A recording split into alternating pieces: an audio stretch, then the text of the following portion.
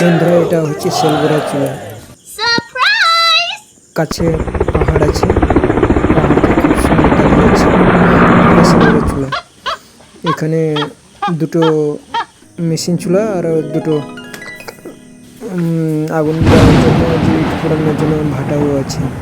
এটা হচ্ছে তার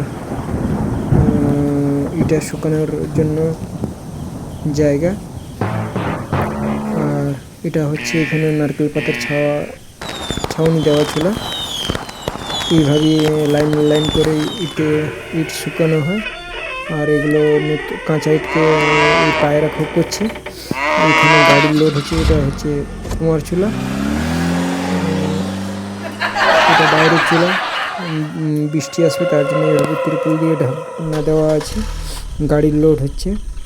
আর এটা কলা বাগান, কলা কেটে নিয়ে গেছে। এখন ডিসেম্বর মাস, তো তার জন্য সবাই, ডিসেম্বর নয়, এটা এপ্রিল মাস। কলা কাটা হয়ে গেছে। এটা এখানকার অর্থকারী ফসল নারকেল, কলা। সূর্য অস্ত যাওয়ার সময় এটা দেখতে খুব ভালো লাগছে পরিবেশটাকে।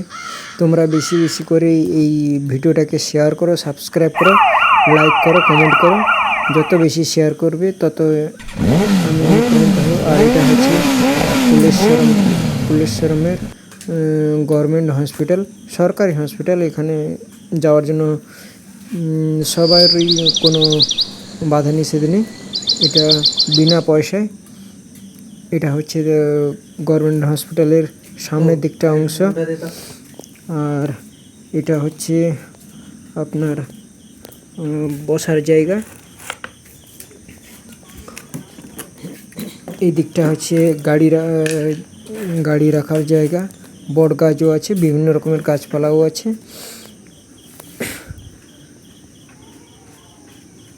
আর এদিকে হচ্ছে আউটডোর, সেদিকে হচ্ছে মেন সেন্টার। পুরোটাই পরিষ্কার পরিচ্ছন্ন। আপনারা